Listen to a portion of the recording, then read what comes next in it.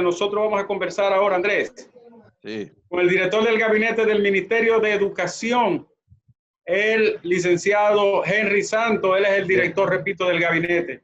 Es el hombre ejecutivo.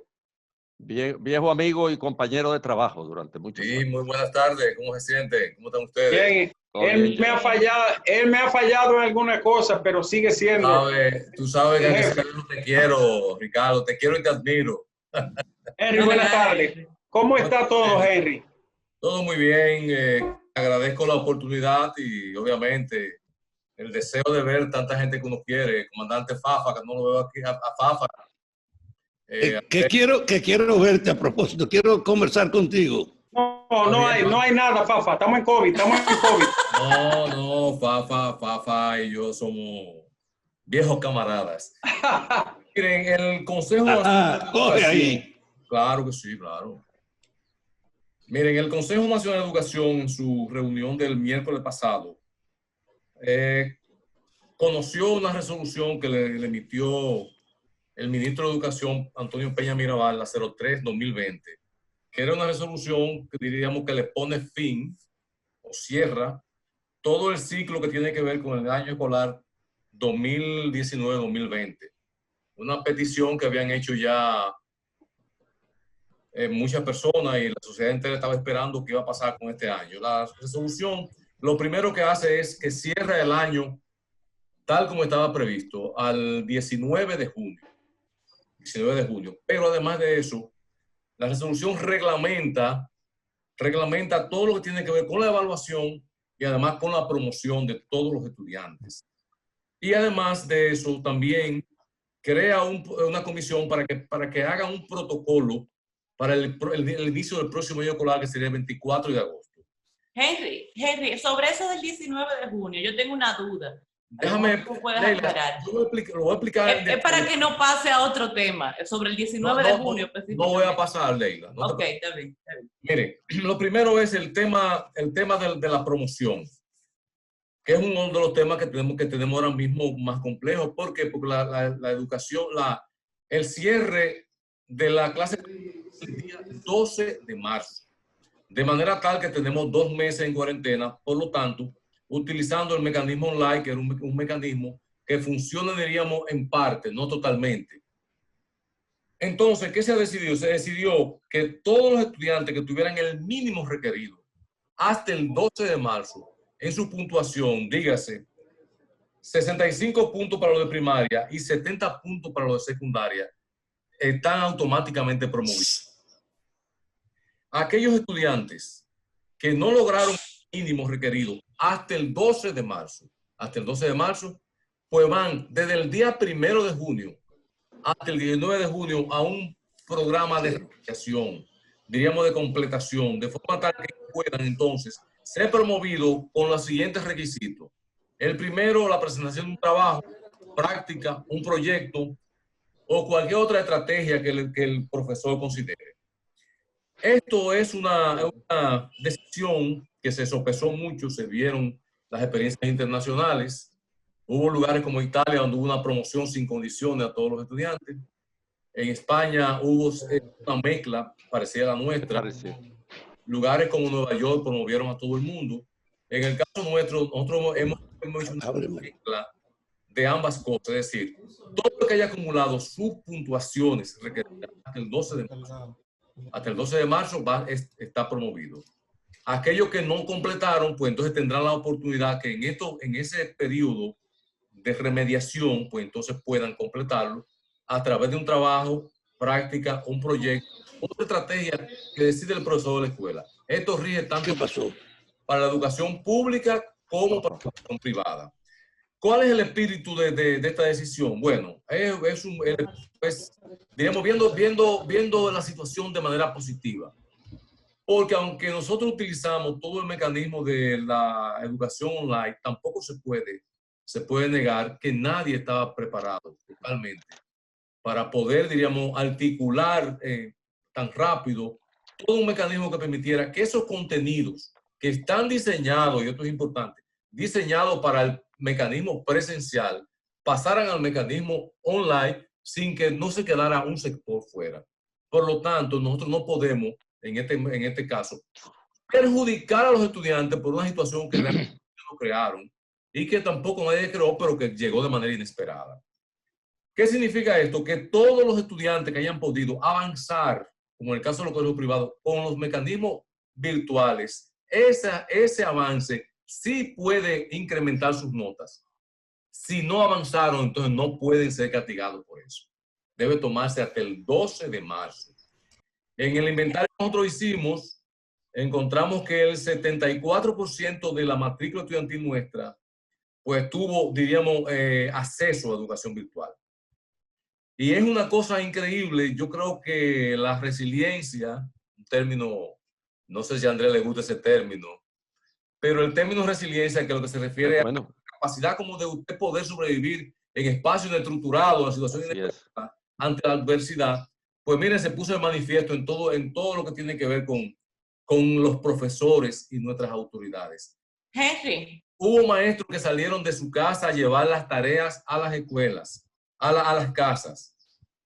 Hubo maestros nuestros que usaron WhatsApp, que usaron Facebook, que usaron Instagram, que usaron videos, que usaron animaciones, que usaron todos los mecanismos disponibles para poder, diríamos, llegar a sus estudiantes y lograr hasta cierto punto que esos contenidos los conocieran. El consejo felicitó ayer a los profesores, también a los padres, porque el esfuerzo que se ha hecho es un esfuerzo extraordinario y además es una gran lección que nos dice a nosotros que probablemente de ahora en adelante ya lo virtual se va a quedar para siempre. Henry, antes de todo eso, tengo una duda respecto a lo que tú explicaste. Se decidió el fin del año escolar para el 19 de junio, pero también se decidió que del 1 al 19 de junio se va a dar a estos estudiantes que no aprobaron ese reforzamiento académico o lo que le llamamos recuperación. Una recuperación, sí. Perfecto. Entonces la pregunta que tengo es, los que sí aprobaron, ¿en paralelo van a seguir estudiando hasta el 19 de junio? No, ¿O esos terminan ya el 31 de mayo? Muy buena pregunta, Elena. Vamos a aclarar eso.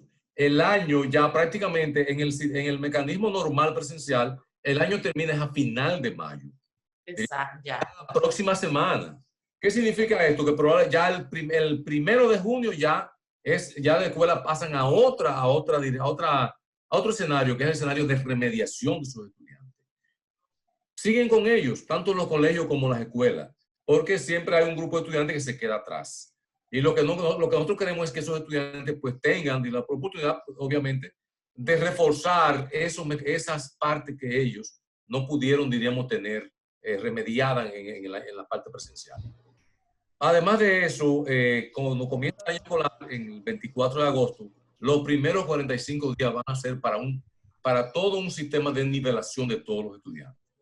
De manera tal que, no sé si se podrá, pero es una forma de uno tratar de esa laguna que va a quedar, sea superada para que esos estudiantes puedan esas cosas que no vieron, esos contenidos que no vieron presencial, pues lo puedan ver entonces. Sí, hay un currículum. Sí, y claro. El currículum remite en los tiempos actuales a una comprobación específica de las competencias. O sea, ya no hablamos de un currículum por programa. El programa presuponía el agotamiento de unos determinados contenidos y se acabó. Por eso ahora los objetivos de todo proceso educativo están al principio de los programas, no al final. Sí, así es. El programa, porque los programas educativos ahora responden a lo que se conoce como currículo por competencia. Hubo posibilidad de que el Consejo comprobara que los elementos competenciales de estos estudiantes que han sido promovidos se verificaron, se dieron. Hay certeza de que estos estudiantes, al ascender al grado superior, tienen las competencias apropiadas. Mira, hay un mandato en el artículo 3 donde se le manda a las escuelas, los profesores, a las autoridades, diríamos, docentes de cada demarcación, que haya una comprobación de las competencias. las competencias. Por eso se fijó que sea solamente, se tome en cuenta hasta el 12 de marzo, porque hasta ahí del 12 de marzo para acá no hay registro. Por lo tanto, las clases virtuales, en este caso, no serán decisivas para la promoción. ¿Por qué? Por eso, porque el mecanismo para comprobar esas competencias, no vamos a negar que pueda darse en algunos lugares. Hay colegios que nosotros tenemos entendido hicieron una supervisión muy detallada. En el caso nuestro tuvimos lugares que hubo mucha supervisión, pero tampoco podemos negar, por ejemplo, que hay escuelas en las zonas rurales, en la montaña. Por ejemplo, en el caso de Bonao, tú conoces, Nieve, que toda esa zona de montaña, de la serranía. La zona de Café de Blanco. De Café de Blanco, por ahí son escuelas que por lo que es difícil, probablemente ellos no tuvieran acceso virtuales de manera permanente. Entonces, con una forma de no perjudicar a esos estudiantes, se va a utilizar solamente hasta donde se pueda comprobar que se hayan llenado el tema de las competencias. Que los contenidos que se impartieron, justamente los estudiantes hoy lo dominen y pueden decir que las competencias que se definieron estén ya logradas. De forma tal que es una situación inédita, profesor Andrés. Usted sabe que yo creo que todos estamos aprendiendo con esto. Y es un desafío que no se termina ahora, sino que va, porque hay cosas que debo explicar que van a ocurrir el próximo año escolar. Porque la resolución también creó una comisión para que pueda articular ese próximo año escolar. Que hoy justamente recibimos una información de la Comisión de Alto Nivel que no le agregó que todo va a depender cómo evolucione el sistema de salud y el tema de contagio. Henry, ¿y las pruebas? ¿Perdón? Las pruebas nacionales. Miren, las pruebas nacionales se habían programado. Primero, déjenme decir lo siguiente. Las pruebas nacionales, en este caso, también se va a tomar hasta el 12 de marzo. Oh, los contenidos, ¿no? Hasta el 12 de marzo. Nada que no se haya dado hasta el 12 de marzo se va a incluir en las pruebas. ¿Por qué? Porque tampoco queremos perjudicar a los estudiantes. Se va a flexibilizar. Es decir, va a ser, no es que se va a ayudar a nadie. Va a haber una flexibilización y va a haber una ayuda en cuanto a lo que ellos llaman las clínicas. Se van a colgar los contenidos que se han dado de forma tal y vamos a tratar de hacer una supervisión para que los estudiantes puedan tener el mejor desempeño en sus pruebas. Ahora, Ricardo, si me regala un minuto antes que él se vaya. El tema de educación especial, yo quiero saber qué va a pasar con eso. Yo tengo una niña con autismo severo que no va a respetar normas de distanciamiento, igual que sus compañeritos. Entonces, vamos a esa parte. ¿Qué ocurrió con la prueba nacional? Nosotros la habíamos pautado para el día 12 de julio. Cuando nos reunimos con la Comisión de Salud Pública para mostrarles nuestro protocolo, ellos mostraron mucha aprensión. ¿Por qué? Porque nosotros vamos a manejar 180,000 estudiantes que van a pruebas nacionales, más 20,000 personas que son de apoyo, que debían entonces distribuirse en mayor número de escuelas. Pero además de eso, iban a asistir 6 días a esas escuelas. Entonces eso involucraba un protocolo demasiado riesgoso porque las elecciones son el 5. Había que desinfectar entonces las escuelas. Pero entonces estaba el tema de la segunda vuelta también, que nos complicó todo. Entonces ellos nos sugirieron que viéramos otras alternativas y bueno, la única que pudimos articular es que se han pospuesto para la primera semana de septiembre. Entonces, no han pedido que la eliminemos. ¿Cuál es el tema con eliminarla? Que las pruebas son un asunto de ley. Están en la Ley General de Educación, en todo el sistema de calidad. Entonces ya es una discusión que tendría que asumirse en otro nivel. Todo esto involucra un problema muy serio que es el siguiente. Hay que crear entonces un protocolo con el Ministerio de Educación Superior para que los estudiantes que van a las universidades proveerlo de un certificado provisional para que puedan inscribirse e ingresar. Bueno, claro, porque no van a estar completos para la fecha. Nos vamos a reunir con la ministra de Educación Superior porque no podemos perjudicar a los estudiantes con eso. Pero es un tema que está vinculado a todo el tema de lo que es la prevención, el tema que tiene que ver con el distanciamiento social, que para nosotros ha sido muy difícil. Por ejemplo, el tema de lo que decía Leila, con relación al tema del ingreso del 24 de marzo. Agosto. De agosto, perdón. Sí. La resolución manda que se cree un protocolo y el Consejo creó una comisión donde están representados todos los sectores. Ahora, hemos también consultado algunos organismos internacionales, como el caso del Banco Mundial y el BID, que han sugerido una serie de mecanismos. Educa también ha sugerido una serie de mecanismos para reingreso. Hemos visto las experiencias de China, las experiencias de Suecia, la de Alemania. Hemos tratado de empaparnos de la mayoría y nosotros tenemos un gran problema que es el siguiente. Nosotros tenemos 40 estudiantes por promedio por aula y lo que se recomienda es bajarlo a 20 para poder mantener el distanciamiento social. Pero además hay que garantizar que... Y eso es que hay muchas aulas nuevas y con todo eso tenemos 40. Tenemos 40, Ricardo. Realmente... Entonces nosotros también necesitamos el tema de la higiene, es decir, cada escuela tiene que tener un mecanismo que permita que el estudiante sea higienizado y además un personal de salud, cuando llegue el estudiante y los profesores y el personal de apoyo, se verifique que están sanos, porque tú no puedes llevar una persona sana a la escuela. Claro. Y si posteriormente el niño tiene algún problema en la escuela, garantizar que el protocolo de seguridad de salud también sea cumplido. Henry, los niños especiales no van a cumplir esos protocolos. Te lo está diciendo una madre de una niña. Leila, eso es de los desafíos que estamos viendo. ¿Qué voy a hacer? ¿Qué vamos a hacer? Mira, Leila, todos estamos abrumados con esto. Hemos pensado en lo siguiente. Que un estudiante vaya un día sí, que los estudiantes vayan un día sí, un día no a las escuelas que no son tan extendidas. Para garantizar entonces que el distanciamiento. Eso, la resolución mandó que educación ya trabaje, y la voy a leer porque es importante que esto se conozca. El artículo 10 dice, el MINED desarrollará una nueva plataforma virtual para que tanto el personal docente como los estudiantes puedan desarrollar el proceso de enseñanza-aprendizaje a distancia. Es decir, vamos a tener ahora que por obligación en los meses que nos quedan, articular una verdadera plataforma virtual para poder apoyarnos.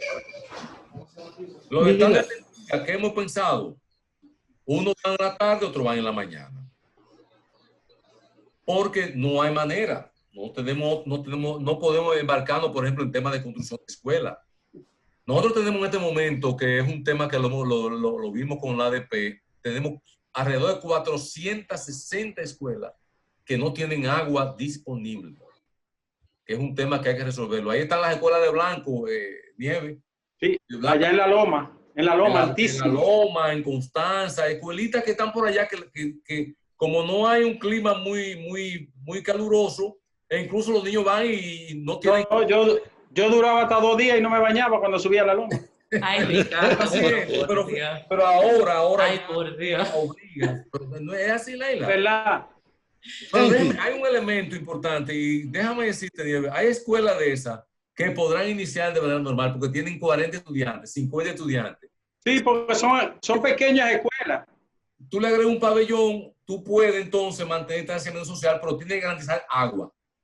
Porque sí, es el tema del agua. El agua es clave y el 43% hay dificultad.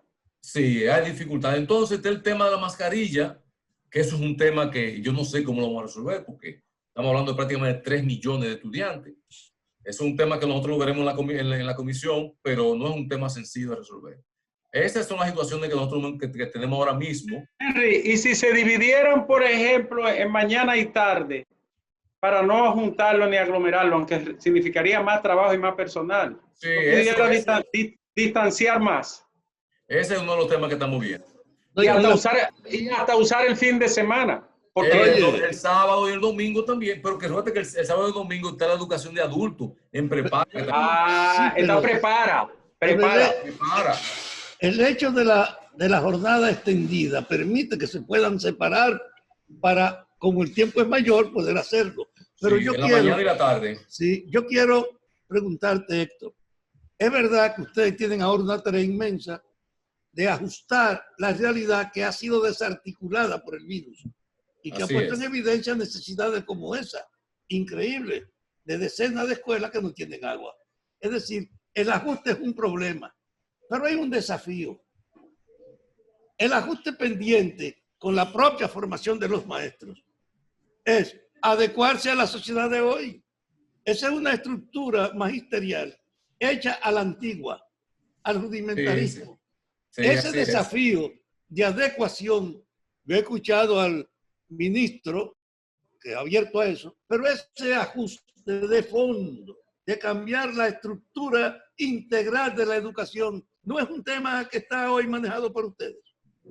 Sí, Fafa, nosotros, por ejemplo, yo me consideraba un hombre moderno. ¿Qué consideraba?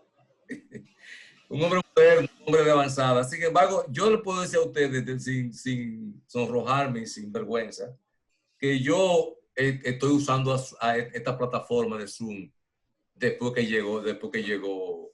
Impuesta por las circunstancias. Señores, yo fui un profesor presencial 30 años. Y me sentía cómodo de manera presencial. Sin embargo, déjenme decirle, nos contaban a nosotros, y esto me parece importante, que muchos maestros muy buenos y gente de buen corazón no sabían y se negaban incluso a usar ese método. Dijeron que ellos no se iban a embarcar en eso porque como que no estaban para eso. Y hubo que hacer un esfuerzo enorme para que ellos aprendieran. Y después que aprendieron, entonces como que le han tomado el placer y el gusto a esta plataforma porque también tiene su magia, sí. Estar cerca de la gente sin estar cerca. Señores, es un cambio de paradigma. Déjenme decirle nosotros. Claro. Un cambio de paradigma. Mira, Nieve y lo demás, Andrés, que es un maestro de muchos años, los demás que han enseñado. Va a haber un cambio de autoridad el 16 de agosto. Y con esto no me refiero a un partido u otro, no, cualquier partido, que probablemente nosotros no estemos ahí. Pero una de las cosas que nos hemos propuesto, nosotros entregar una serie de mecanismos que permitan que las autoridades nuevas que lleguen puedan montarse en un mecanismo que les permita seguir actuando. Porque si nosotros dejamos esto para el 16 de agosto, lo que lleguen, ¿cómo comenzaría? No habría manera. No sé si ustedes me entienden. Entonces, para eso estamos construyendo consenso con los sindicatos, con la ADP, con los sindicatos de técnicos, con la sociedad civil. Vamos a consultar a todo el mundo y vamos a pedir ayuda a todo el mundo de forma tal que nos permita a nosotros que el próximo año escolar, para que la educación se mantenga institucionalizada, es decir, que la educación no caiga en la vorágine de que me gusta o el partido. No. Nosotros hemos hecho un gran esfuerzo con eso, Ricardo y Andrés, Fafa. Es difícil, pero queremos que nos apoyen en ese tema. Porque es pero yo quiero reiterarte, Héctor, te quiero reiterar que es verdad que tienen un desafío muy grande ustedes y que deben presentar una cierta plataforma que asegure la continuidad si hubiese relevo institucional. Sí, claro. Pero el desafío que yo digo es la adecuación. Tú te creías un hombre moderno. ¿Tú crees que son modernos los maestros nosotros? ¿Qué estamos hablando con ellos? Domingo, adelante para que se un desafío. Ya. Domingo. Hola. Domingo no quiere preguntar. Domingo no quiere preguntar. Él le pregunta a los poderosos. Todo está suficientemente explicado, alto y claro. Henry, debieran de hacer una promoción, digo yo, seguro usted tiene mucha gente pensante y más inteligente que yo, pero una promoción que inicie desde mañana, detallando los pasos de forma sencilla, comprensible, bien digerible para la población general, para padres y alumnos. Recuerde que todos los que hayan acumulado suficiente, para que después no digan, me lo quemaron, no me lo pasaron. Claro. Vamos a hacer trabajo. Pero, Ricardo, tú sabes que un elemento importante en todo esto, el tema, y Leila está aquí, que puede, quizá como tiene niños, el hecho de que los padres aprendieron a ser maestros ahora en muchas casas. Yo recibí muchas quejas que me decían, pero ¿cómo yo me voy a hacer? Porque yo no sé manejar. Tuvieron que aprender para poder enseñar a los hijos y guiarlos. E incluso hubo colegios que pusieron horarios normales, pero señores, hubo clases de educación física por Zoom. Yo no me entiendo cómo fue eso, pero No es mentira, yo me sorprendí. Un profesor de educación física dando su clase por Zoom. Pero, por ejemplo, mi hijo menor, Andrés, está allá en AP. AP es todo. Bueno, AP tiene la ventaja de que creó sus propias plataformas mucho antes. Mucho antes, estaba preparado. Tiene, por ejemplo, todas las maestrías son online allá. Y el 63% de los cursos normales antes de la crisis eran de semipresencialidad. Semipresenciales. Había una base ya. Sí. Gracias. Bueno, mi hermano, yo siempre a su orden, lo que ustedes me necesiten. Entonces, bueno, gracias, Henry. Fafa, voy a interceder por Fafa contigo. Tú me llamas y dile a Iván que nos llame, que nos ponga de acuerdo, claro que sí. Yo no conozco a Iván, yo no sé de quién se trata. Voy a hacer que te llamen, Henry. Gracias, Henry. Gracias a ustedes.